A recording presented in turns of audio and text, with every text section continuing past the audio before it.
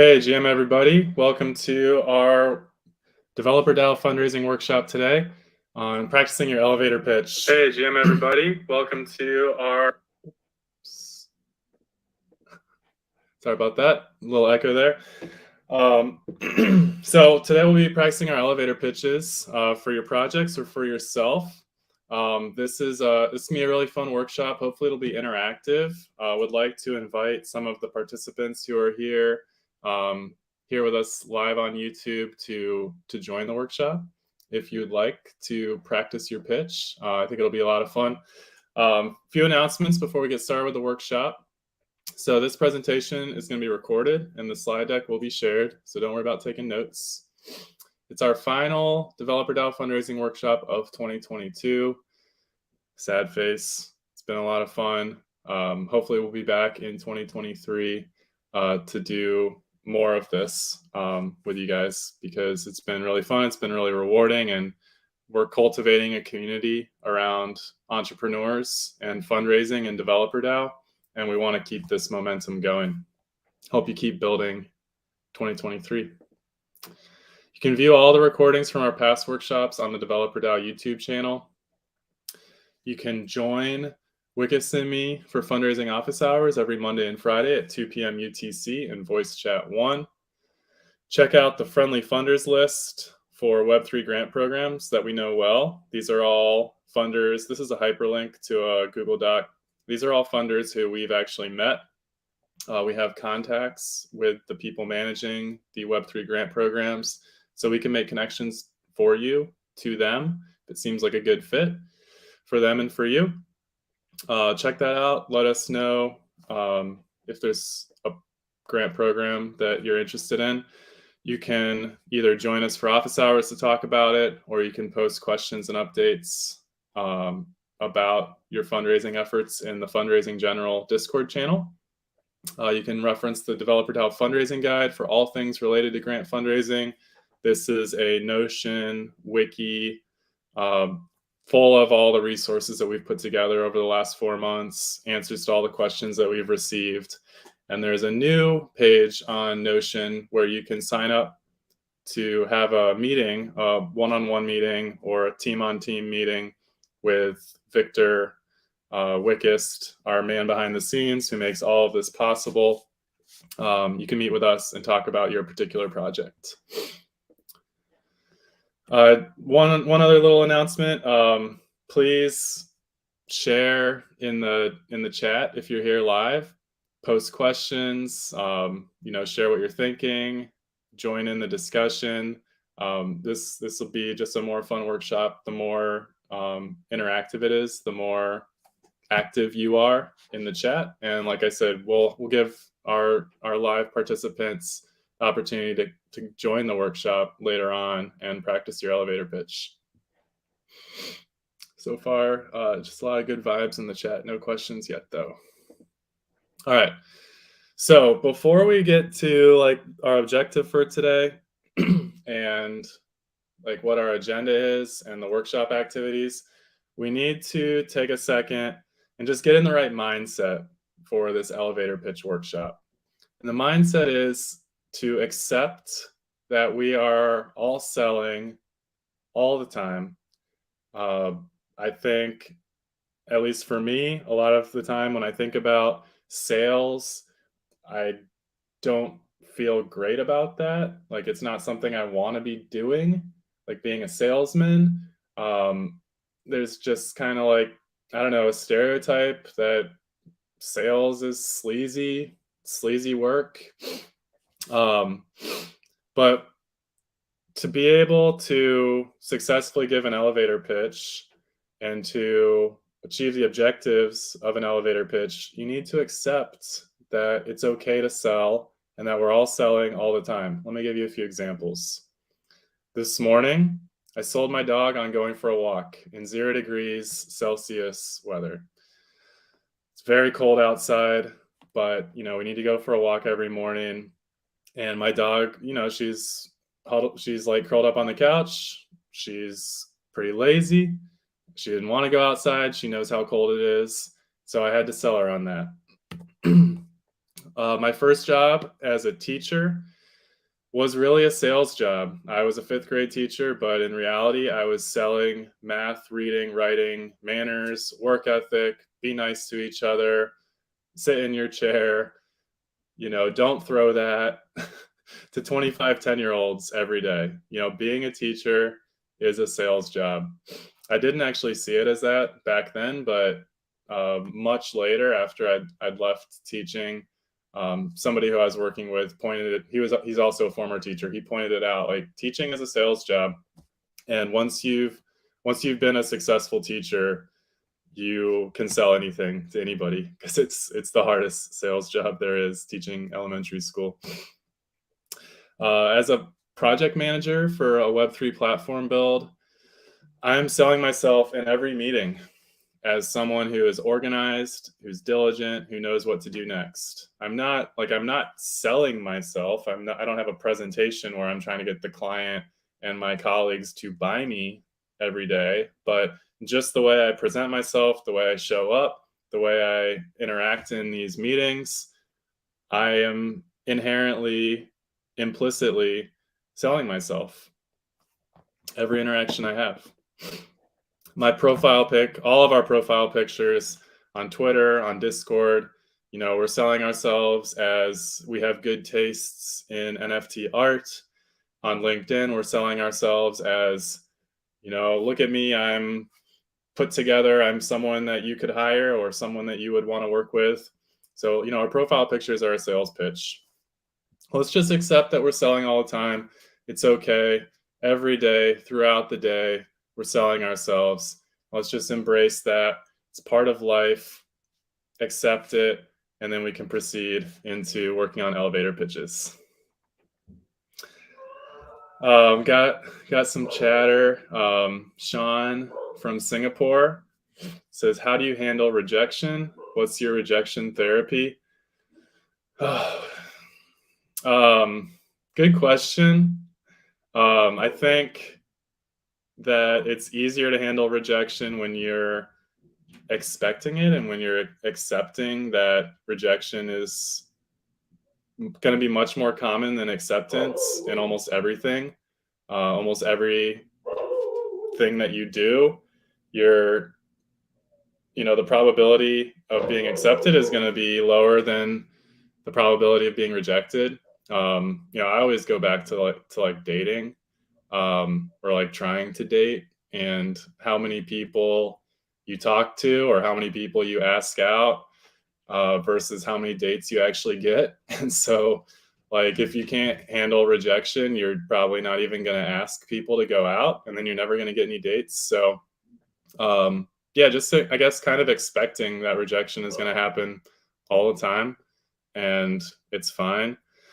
And also, like, I'll just be very honest, like, part of my rejection therapy is like, screw them, they're missing out. It's their loss. Again, thinking back to dating, but also thinking about work or my dog. If I want to go for a walk and she's being lazy, like, I'm going to go for that walk. I'm going to get fresh air and sunshine and exercise, and screw her. She's just being lazy, so she's missing out. So personally, I mean, I'm sure people can give you better advice than that, but that's my personal answer to how I handle rejection. Thanks for the question. Okay, so now getting into the workshop. Oh, yeah, last thing, I'm selling you on ideas on elevator pitches right now. Going meta. Okay, so our objectives for today: get more comfortable selling yourself, through practice, and learn some different formats that a pitch can take. There's, I guess, like, if you've seen some of our earlier workshops, I've kind of presented, like, here's the formula for a grant proposal. Here's a formula for crafting a narrative about your project. Here's a template you can use to put a budget together. Here's a canvas you can use to make your business model. This is a good format that you should use for this thing. For elevator pitches, there's a lot of different formats that a pitch can take. And so I'm going to present you with 5 today and give you examples, and you can practice and decide what you're most comfortable with. Which of these formats, just kind of, warm up and get loose with, different ways of pitching and see which one, just feels most natural to you. There's not a particular formula for an elevator pitch. The function of an elevator pitch is to spark curiosity and a desire to learn more about you and your project. Okay, so the purpose of an elevator pitch is to make the person you're talking to curious and want to learn more. Okay, this is not to explain everything in such a satisfactory way that they understand it perfectly and have no more questions. That would not be a good elevator pitch. And I'm laying this out because I have been guilty of doing the latter for most of my life. When I go to a networking event or a cocktail party, or the person sitting next to me on the airplane, and they ask me what I do, for a split second, I panic. And then I'm like, how do I summarize and explain what I do in a way that they'll be comfortable and accept? And then they'll just be like, oh, okay, cool. And then I've accomplished telling them what I do, and we can all move on with our lives. That's not and I had this realization listening to Seth Godin, who is like a awesome marketing and branding guru, like reading a few of his books, listening to his podcasts. He's really embedded the idea in me that an elevator pitch is a conversation starter. It's not a conversation ender. And for most of my life, I had been treating an elevator pitch as a conversation ender. Answer the question so they get off my back. And I want to impress them. I want them to accept me. And I want them to get off my back and stop asking me questions. Really, a good elevator pitch sparks curiosity and a desire to learn more about you and your project. You deliver the pitch, and they're like, oh, interesting. Then they have a follow-up question. They want to learn more. And it can lead to future experiences, future opportunities. In the case of fundraising, hopefully it leads to conversations about getting a grant or getting an investment. But really, it's a conversation starter. You don't want to tie it all up in a nice bow, because then it's over. The conversation's over. You want the conversation to begin so that you can start to cultivate the relationship. So the elevator pitch should be sparking curiosity. You don't want to close the sale immediately. You want this to just be the beginning. So for today's workshop, we're going to be practicing pitching in 5 different ways. The first is the Pixar pitch. Then we'll do a rhyme pitch, question, email subject line pitch, a one-word pitch. That's it. It'll end with the one-word pitch. These all come from Dan Pink's book called To Sell is Human. In the appendix, there's a section on like modern forms of elevator pitches, and he offers these examples. And so I totally stole this idea from him. It's a good book. I've read it. There's also a lot of content on YouTube about the book and about these different pitch techniques. So this is a hyperlink to Dan Pink's work. Check it out. Highly recommend it. I am going to be providing examples about, I'm not going to tell you what the product is. You might be able to guess, especially podcast fans out there. You might know what I'm talking about. But I'm going to pitch you on a podcast concept with each of these different forms of elevator pitches. So let's get into it, starting with the Pixar pitch. So the Pixar pitch is basically the formula that Pixar uses for every single Pixar movie. And one of the creators and lead writers, lead creators at Pixar revealed this formula in like the mid-2000s. Dan Pink picked it up for his book. It's just a very simple storytelling format. It goes once upon a time, blah, blah, blah. Every day, blah, blah, blah. One day, blah, blah, blah. because of that, blah, blah, blah, because of that, blah, blah, blah, until finally, blah, blah, blah. So that's the Pixar pitch. You can think about, yourself, your project, your product, your feature, whatever you're pitching, whatever you're trying to sell.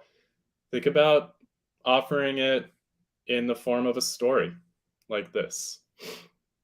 So let me give you an example. Once upon a time, an AI scientist was building a robot. Every day, he wondered how to program the robot to be more human. One day, he realized that what makes us human, our soul, is impossible to write into a software program. Because of that, he stopped coding and began trying to learn what is in the soul. Because of that, he started a podcast to interview people about their humanity. Until finally, he developed a hypothesis about what is the soul. It is love. Now he seeks to validate this by engaging with people in all disciplines and walks of life. So, this is the Pixar pitch. If you're at a cocktail party or if you're on an airplane and someone asks you what you do and you launch into once upon a time, they might, if it's a good story that you're telling, then they're going to be engaged, the whole way through. It might feel very natural to you to launch into a story. It might feel unnatural to you. That's why we're offering different formats for what your elevator pitch could take. But I think this is a fun one and it's good practice. Even if you're not going to use it in real life, I think it's good practice to follow this, the Pixar pitch format, just like in a Google Doc or with a pen and paper, just to think about yourself or your project in the form of a story. Try it out. Let me see in the chat if there's anybody who would like to come in and practice a Pixar pitch. I'm going to pause for a second because I know there's a delay between the software that we're using to stream this and the YouTube feed.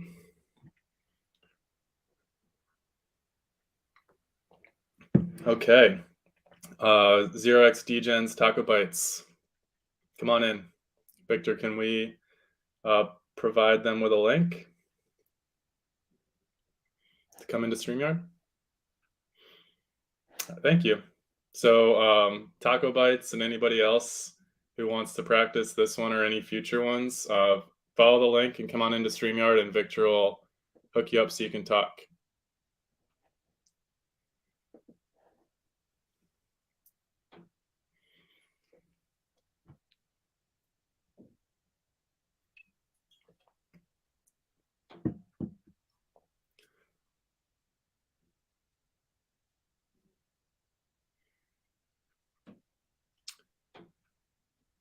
Hey, GM.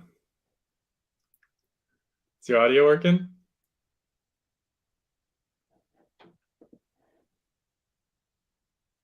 I can't hear you.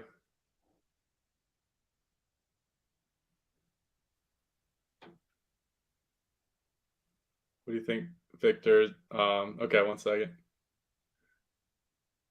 Can you hear me now? Yes. What do you think, Victor? Okay, one second. Awesome. I'll be quiet so there's not like a feedback loop going. But do you want to? Delayed. It is about 10 or 15 seconds delayed, yeah. So there's not like a feedback loop. But do you want to? Taco Bites, do you want to just launch into it? I'll be quiet. Taco Bites, do you want to just launch into it? I'll be quiet. Sure. Once upon a time, there was a DGen. Every day he would look at blockchain explorers and data feeds to learn about what was going on, to be up to date on everything in blockchain. One day he decided he wanted to share his knowledge with others and thought that having a show would be the best way to do that in an educational platform. Because of that, he now travels the world talking about blockchain and projects. And because of that, he's able to bring people into Web3 one by one until finally he decided to make 0x Degens a consulting agency that hopefully will get people to pay him to educate and be contract BD for them. Nice. That's cool. I like it. It follows a good storytelling arc. Nice one. That's cool. Drew, do you want to practice? It follows a good storytelling. So yeah, I will try to. Nice one. Drew, do you want to practice? It follows a good storytelling. So yeah, I will try to. Shall I go ahead? Okay, cool. So yeah, I was saying, like, let's start. Once upon a time, there was a DeFi geek. So yeah, I was saying, like, let's start. Once upon a time, there was a DeFi geek. Every day he used to explore DeFi protocols like Uniswap and Aave. Once upon a time, there was a DeFi geek. Every day he used to explore DeFi protocols like Uniswap and Aave. One day he was trying to pay an amount.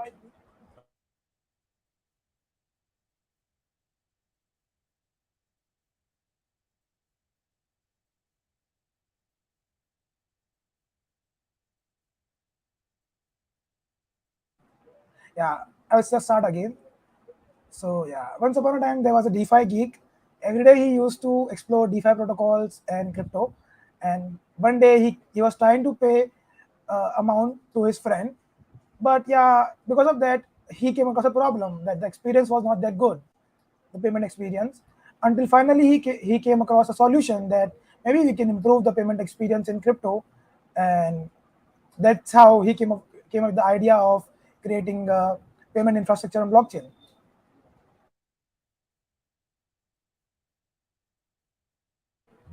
Sorry, I cannot hear you. Oh, my bad. I was muted there. So this is you. Yeah, right. Nice. Cool. How did it feel using this pitch format? It was it was like a storytelling. So I'm not that good at storytelling, but yeah, I like the way. Yeah, like well, just you were depicting the comfortable idea. to jump in here and try it out, on YouTube. So that's cool. Thanks, Yeah, both sure. you guys. Do you want to just hang out for the other four and just like workshop this? It's probably easier now that you're in StreamYard, and we all have the YouTube feed muted, so we can just talk to each other in StreamYard and ignore the delay. Sure. All right, so let's move on to the next one. Next one is the rhyme pitch. So science has shown that rhymes end up increasing processing fluency, which means like the more fluent people can process what you're saying, the more likely they are to remember it. They can process it more easily, they'll remember it more easily. So that's basically it. Just come up with a rhyme for your pitch. I'll give you guys a second, start thinking about it, and I'll share my example for this podcast. Love from the soul blasts from this podcast. And, I'm not great at this. This is probably a hard one for me. I was never very poetic, never writing love poems on these dates I was trying to get back in the day. But, blasting podcasts, I'm doing my best here. Sure you guys have better ones.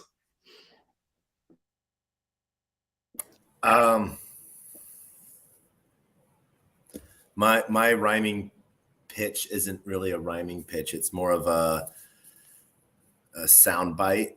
As I like to say, my Christian name is player1taco.eth, but that's a mouthful. So you can call me Taco. It's also a mouthful, but a good one. Doesn't follow the rhyme pitch thing, but it's the hook, I guess. That's great. Taco's also a mouthful. That's a good one. Nice. But a good one. Nice. And I could actually see that working as an elevator pitch because just saying like my screen name is player one taco. It's kind of like sparks curiosity, like screen name for what? What are you doing? Like player one makes me think of Ready Player One, and then you say, but you can call me Taco. And so yeah, it's kind of like disarming. And yeah, I would want to talk more with you after hearing that, which is the point of an elevator pitch. Try to open a conversation. Drew, do you have a rhyme? Sorry, but I don't. I'm trying to create one, but yeah, I don't. Okay, no worries. This is the hardest one for me. If you get one, you can drop it in the chat. Sure. It looks like Doron, if I'm saying your name right, in the chat might be joining us in the pitch practice also. So if you can come in, you're welcome. For me, sometimes not only a rhyme, but just like that one-liner hook, the hook, Yeah. But like when you're trying to come up with a hook, are you trying to hook someone in to like have a conversation with you, or are you trying to hook someone to like fully understand you? To stick out. To stick out. Okay. How many Johns and Zachs, but I remember that guy Taco. Yeah. Yeah. Okay. Cool. Stand out. They remember you. That's a good insight, actually. Cool.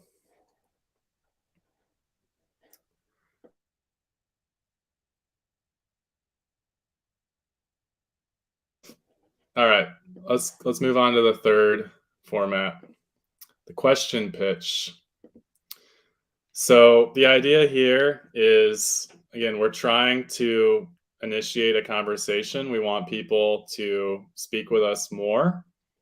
If I make an assertion, the smartest thing I can come up with, make it as a statement, you'll listen. You might think, interesting, or yeah, that guy's smart. But that might end the conversation. If I ask the same idea, but as a question, you would feel more likely compelled to respond. So let me give you an example. Which of these things would be more likely to elicit a response about price inflation? Everything is getting more expensive. Like if I said that to you on an airplane, you might be like, yeah, you're right. Or you might be like, oh God, this guy's trying to talk to me about inflation. Like, I don't want to talk to this guy. But if I frame it as, are you better off financially than you were a year ago? I'm still trying to talk to you about inflation, but now it's a personal question about you. It makes you think. And if you don't respond, or if you just say, yeah, it's gonna be pretty awkward. You're probably not gonna feel great. So you probably will respond. And now I have invited you into a conversation about price inflation, which is, not an exciting topic. Probably not what you want to talk about on the airplane.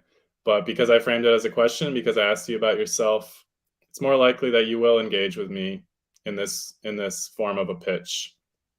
So the example here is, what makes humans different from AI?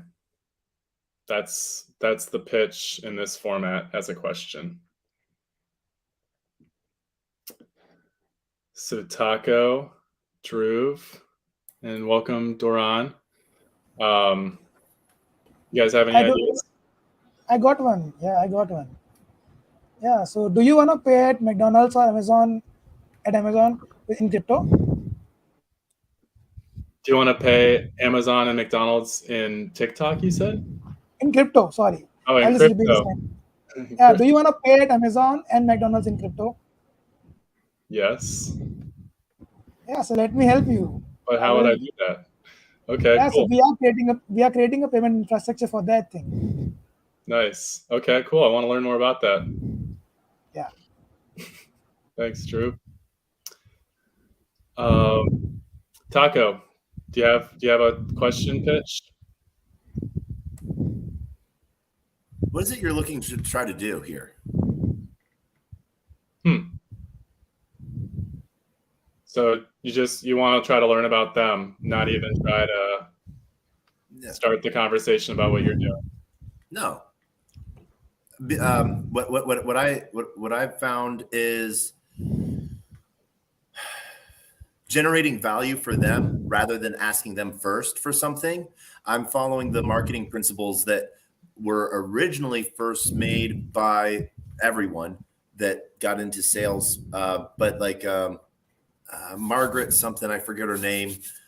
She originally helped, and I always say it wrong, so I apologize to everyone. Like the Hare Krishnas, they used to make only like $300,000 a year, and then in the 70s they hired this woman, Margaret, I think is her name, to revamp their marketing plan as they were sort of dying off financially. And her piece was create value for them first, and then they'll want to do something for you. And so it almost becomes a quid pro quo piece. It does get sucked out of you a lot because a lot of people will ask, and take. And but then, for me, at least in Web3, it's one of those things to where I will do whatever I can to help a project grow. And then, but that's why I had to make, I used to not say that I was a consultant first, because people just thought I was a degen that, made my way buying like apes or ether rocks, and so by, one saying like, who do I have in my Rolodex that can support you? That I've built as from my business contacts, sort of sets me up as them in knowing that I'm a business. And then by creating value, there's sometimes that reciprocal. Yeah. What are you looking to try to do? Yeah. Or I love the give first mentality. Yeah. I think that's a great way to approach life, approach business, and it might not always work out, but I think it's a great way to approach things. Yeah. Especially in Web3, I think. And I've I've ran booths at conferences and stuff like that, and sometimes they're super busy. You don't get to go anywhere. You're just stuck there. And so I can be like, was there anyone here that you wanted to connect with, or that you were trying to connect with? I might already be connected to them or can connect them for you. And so it becomes reciprocal on both ends. I'm making that connection for the other person, and then being connected on the back end for both sides. And so by supporting both sides, I sort of get stuck into, or someone that, biz dev hyperconnector. Yeah. Nice. That's great. Thanks for sharing that. Also, shout out to your wood panel wall. It's dope. I like it. Doron, hopefully I'm getting your name right. Doron. Doron, you got a question? Yep. Cool. Yeah, I have a 90-second pitch, but it started more with a statement as opposed to a question. So I reformulated it in the form of a question. Hopefully it works this way. And I kind of look at this as both making a connection with the person I'm talking to, as well as a qualifier. In other words, if there's no positive response to that question, that's probably not a prospect, not somebody who you could continue kind of elaborating on your pitch. So you kind of want, maybe at the earliest time possible, just to know, is this type of person likely to be connecting with the rest of my pitch? Otherwise, why waste that person's time? Yeah. And yours, potentially. But if you care about the other person, of course, which you should. So Yeah. so anyway, my question is have you ever had a fun fitness experience that you felt can work for your busy lifestyle anytime, anywhere? I don't think I have, to be honest. But Not like Doron has the solution for you. the anytime anywhere part is a struggle for me, I would say.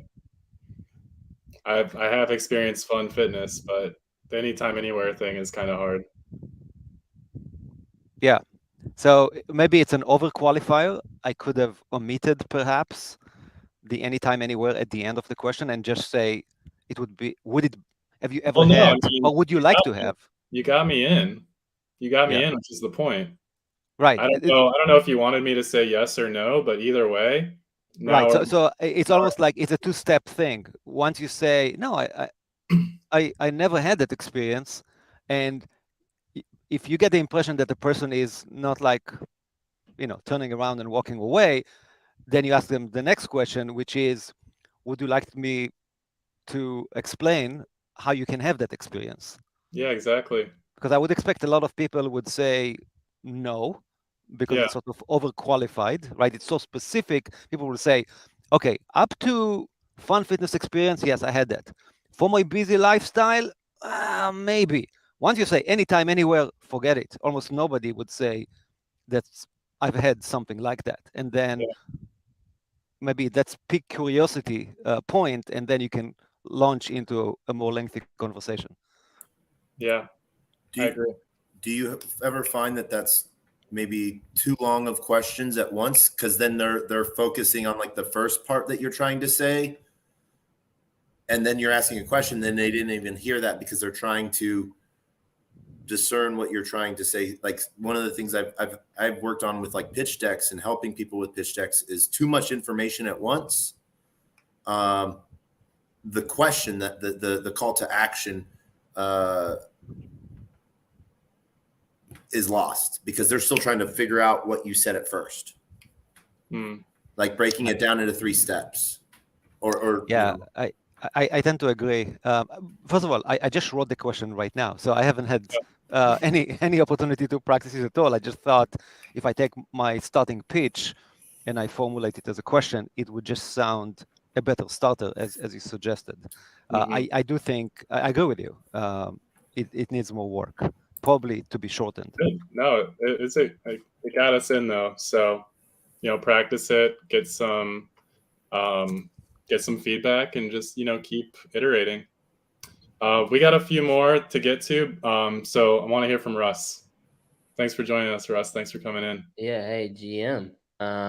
So I had a couple of questions, but I think that the one that really hits home for me right away is, Chuck, are you tired of going to events and it being a sausage fest? Yes. Aren't we all?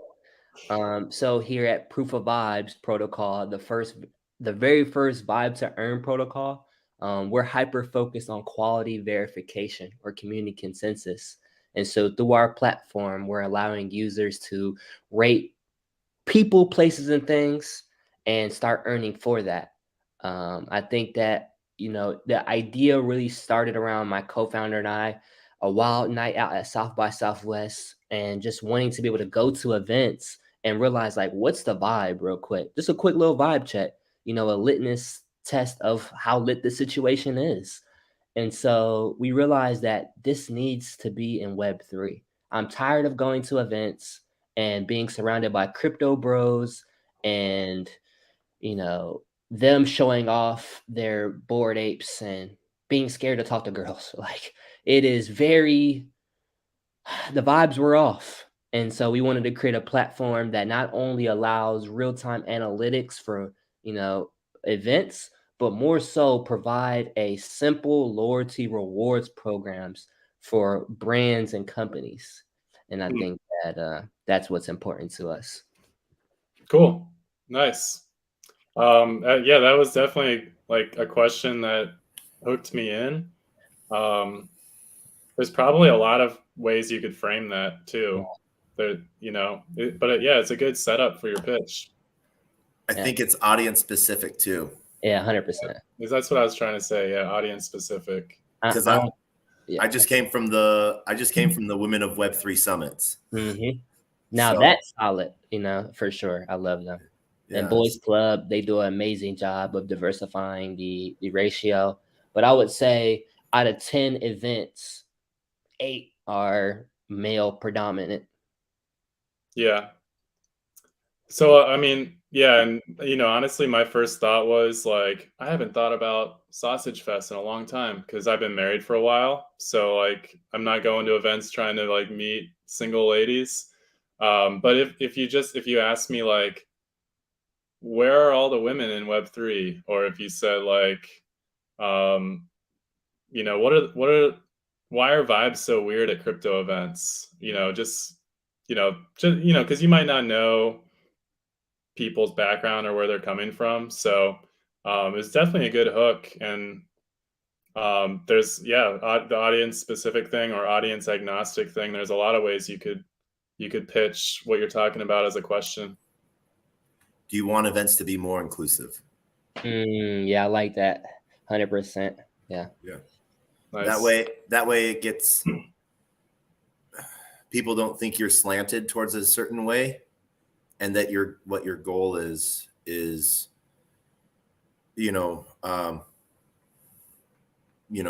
especially in just that respect format. But like then if you're putting your platform on respect level, then you're coming. I got what I picked up where you're coming from. But like if then you could look at like partnerships with like HerDAO and BlueDAO and Bigger Pie, Crypto Babes, or Stonkiana's like, hey, like, and then it's sounding inclusive, but you're inviting in, because I meet a ton of women at events, and it's always like no one invited us. But then there's just like the women influencers that are the dominant voices and stuff like that at events. And yeah. And this can be used like on the other side too. Like you could go to a crypto conference and see, like the TradFi people wearing suits over there and go up, be like, what's with all these degens? Because like they're probably looking for other people in suits. And then you go talk to the guys like wearing NFTs on their t-shirts and you're like, what's with all these suits? Like you can like totally mix it up based on just trying to level with people on the vibes that you're getting from them. One of the last thing I'll say is one of the things that we're built on, one of our taglines is vibes. Your vibes attract your tribes. And so I think that it is very much, audience specific. I don't think that I know I wouldn't say that in front of the HerDAO team or BlueDAO or anything like that. I think that one thing I've noticed in Web3, it is very memes move markets. And it's very, I don't want to say taboo, but like it's very edgy. There's a lot of, memes, pushings, or just memeified. And so, I definitely would love to go for like the shock factor, like, oh, you remember that. And yeah, definitely a huge fan of diversity and inclusion and bringing in all different types of tribes and all different types of vibes. And so, yeah, get the input. Thank you. Drew, you got a question for us? Yeah, I actually asked, but yeah, I will just ask again in a different way. So, do you want to buy a burger with crypto? Nice. Yeah. So, like, how we are solving is this: that we are trying to create a platform which will enable you to pay for crypto payments in a very simple way, in a very good experience, and other merchants like Burger King or McD or Amazon can accept our payments with the help of our payment infrastructure. Cool, man. So that's what we are trying to develop. Nice. I love that you're iterating on this as we go. Yeah. All right, we got 15 more minutes in the hour, and I got a couple more, and we have a very engaged group here. So I want to try to move us along to the next one. Thanks, Victor, for managing this so well behind the scenes, getting all of our participants up on the screen, and then getting us back to the deck.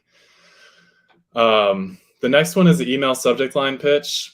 So similar to the question, you're trying to spark curiosity, but this one is more in the form of a statement. So, the point of an email subject line, we all know, is to get you to open the email. And so thinking about that in real life context, in a conversational context, you want them to open up your pitch. Like you're giving them the subject line of your pitch designed to spark curiosity, and you want them to open it up so you can share more, compel someone to engage with you and keep going. And so this one, to be an email subject line and to not be weird and have like take up the whole screen or go ... and can't see all the words, got to keep it at 10 words or less. The example I'll share is AI researcher discovers what makes a human soul. If I saw this in my email inbox, I would probably open it because of the contrast between AI and human soul.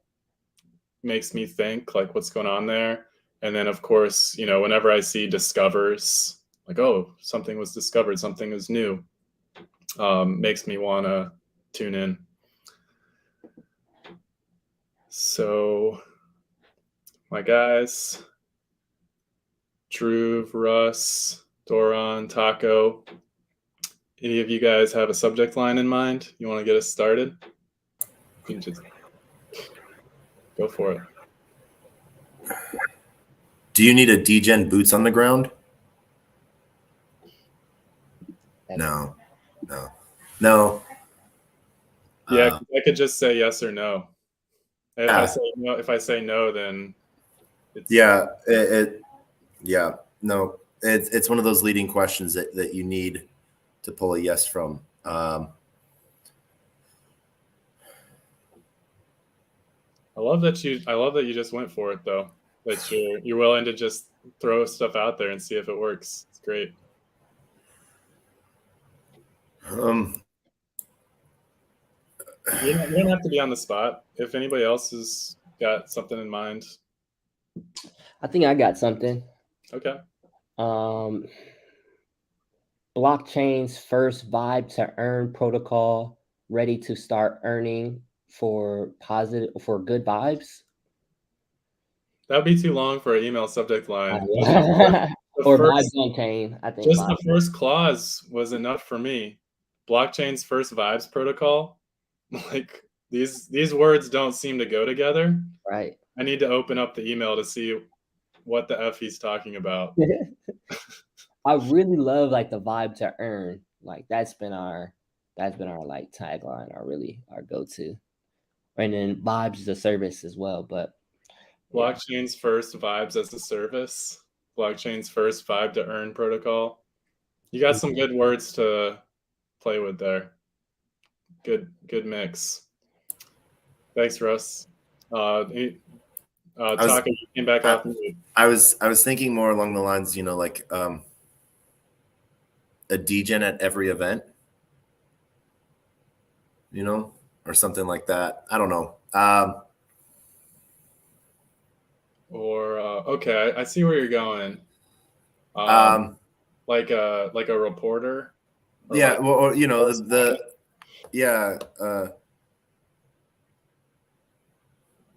what do you get when you cross 10 years of blockchain? Then that gets too long too. Who's someone who's like on the ground who people would recognize, like your degen Jane Goodall reporting for duty or something? I don't know. Like a reporter or a correspondent, and then just put degen next to their name. And that would be you, right? I got one. All right, go ahead, Drew. Yeah, so it will read as paid on Nike with 50 USDT successfully. Pay on Nike with 50 paid on Nike. So you receive a mail when you pay on a website. So the mail will read as paid on Nike with 50 USDT successfully. Nice. So this will prompt you to open the email like, did I do payment with USDT on Nike? did I use crypto for payments? Yeah, that's it makes me wonder how you did that. Yeah. I know we had to pass you on the rhyme one, but you came back with a rhyme. So nice one. Yeah. Thanks. Doron, you want to? Yeah, I can try one. So many different options. Who knew that the cure to a busy life is a fitness game? The key to a busy life is a fitness game? Yeah, who knew? Who knew that a key to, the solution to a business life is a fitness game? A busy life or a business life? Busy life. Busy life. Cool. Can make it more personalized. Oh, who knew that your busy life can be saved by a fitness game? If you want to make it slightly more personalized. Yeah. I mean, I need to know what you're talking about. Well, the idea is it's a trigger to wanting to know more, right? As you said. Yeah. I mean, just the fitness game. I think that word pair is really good. Yeah, normally it doesn't go together. Right? Those words don't really go together. So I need to know. You talk to me about my busy life, I can relate. Of course, I'm busy, everyone's busy. And then you said the key is a fitness game. I'm like, I don't know what you're talking about. So I need to know more about this. Yeah. That's a good one. Okay. All right, you guys ready for the last pitch format? Might be the easiest, might be the hardest. It's just the one word pitch. So how do you boil your sales pitch down to a single word in a way that lands with people so that they're curious and they want to keep the conversation going? You haven't solved everything with this pitch. That's not the point. It's not to be so profound that they're just like, wow, I get it, and then they walk away. The point is to spark their curiosity so that one word can lead to a full conversation. Yeah. So you're not trying to close, you're trying to open. In my example, the one word is love. So we're sitting next to we're sitting next to each other on an airplane. You say, "Hey, so what do you do?" And I say, "Love." I don't know if that if that's gonna work on you, but once you find out what I'm pitching, it might make sense.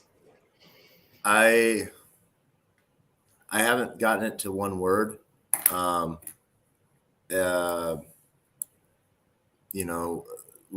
I say, I'm like, if I boil it down, I talk about what other people are doing. But then it would be like, but you said not too close to the deal. So like I was thinking ROI with a question mark at the end. ROI? ROI? I mean, that's definitely sparking curiosity because it's a question. You're framing it as a question. So the follow-up question is, what the hell are you talking about? Which I think is your objective, right? Yeah. Nice. Anybody else? Russ, Drew, Doron, go yeah, for maybe. it. Yeah, maybe one word. The one word would be health span. Usually people talk about lifespan. Health span. I would use health span, which basically make you live as long as possible while being healthy. Yeah, I think I understand, but like what that means. But I don't think I've ever heard that word before. So most people, I think, are only familiar with lifespan. Yeah. So whether it's a real word or not, it is. Yeah, it is. But it's not generally known. It's mostly for people who are in wellness. Cool. Okay. I mean, I didn't know it was a word, but some meaning did register with me, and I mean, yeah, I'm interested in that. I'm interested in knowing more about what you're talking about. So I think that's effective. Yeah, just have to roll it a little bit more smooth over my tongue. Gonna get marbled up. Practice. Yeah. Russ. Yeah. I would probably just say vibes. Somebody asked me what I would do, I just vibe. You know. Vibes. It's like I'm the chief vibe officer of my DAO. You know, vibes is so all encompassing. I feel like it is, vibing for a living. You know, I think that is it hits on multiple different points, and yeah, I think somebody asked me that, I'll probably just say vibe. Nice. Cool. I- And you get to share more. I like I've had a few friends that have been CVOs.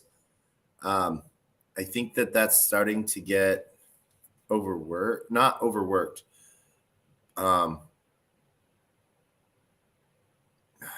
Like when a word is used so much that it starts to lose its meaning. Oversaturated? No, not oversaturated. It's starting to get a bad rap, because a lot of CVOs they're not the business guy. They're the guy that, that as I've seen, get sort of like not taken serious. Right. And because a lot of times, like, I know a CVO who I just ran into him in Miami during Metaverse Miami and other events. And he's like, I'm no longer the CVO. I took your advice because I said, no one's going to take the guy that, who always has the mushrooms serious. That's fair. And I was like, like it was, and he's sort of part of a, self-awareness DAO type of piece, like self-journey DAO. So like, that's like, but like to be taken serious, I almost, I biz dev hyperconnector, but like, did the dev with a 3. So, that like, oh, it's Web3 type of stuff. But like, I understand that like, it's won a really long title and not a like official title piece, and so it was like, well, BD as a service. I appreciate you sharing the feedback. It's always helpful, I think, to get and give feedback. Russ, like, it might not be for everyone, but that might be what you're sorting for. Also, like, going meta, like you said, like your vibes is your tribe. Like, if you say vibes to someone and they're like, not interested, then hey, you just saved yourself a conversation. So yeah, I mean, I think Taco's point is definitely valid. That like if you're talking to a suit or if you're talking to a serious person, they might not vibe with you saying vibes, but it could help you sort through the people that you do want to try to talk to and work with. We got 1 minute left. I haven't heard from Drew yet, so I'm gonna call you Drew. So it's experience. Experience. It's a verb. Yeah. So like experience is what we want when we are trying some dApp or when we are using a app. We want the best experience. We want the best. It to be the best. We want it in the best way. So experience is a keyword in our project too. Like what we are focusing on is experience. We are focusing on improving your experience, in making it easy for you to use our service or use any other service like. Nice. Experience would be a word. Cool. Thanks for sharing. We're gonna have to wrap up. I got one more slide. I'm wondering if any of you guys are podcast heads. Can you guess the podcast that I've been pitching this whole time? Can any of you? Anybody? Yours? No, thank you. Not an AI researcher. It's a Lex Friedman podcast. It's really interesting. I'll plug it. I've been pitching it this whole time. So if you found any of these pitches compelling, check it out. It's really long form conversations with people from all walks of life.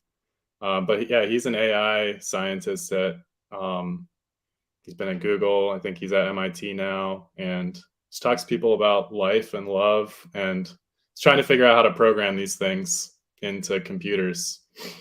So anyway, this is really fun. Thank you so much, Taco, Duran, Russ, Drew. You guys really made this workshop great with your interaction and putting yourself out there, showing courage, coming on the live stream, being put on the spot, trying things out, giving each other feedback. I really appreciate it. Hopefully you guys will stay in touch and continue to work with Developer DAO fundraising, the fundraising office. You're always welcome. I guess with that, we'll sign off and just say thanks for joining and talk to you soon. Goodbye. Peace, everybody. Bye. Bye. Bye.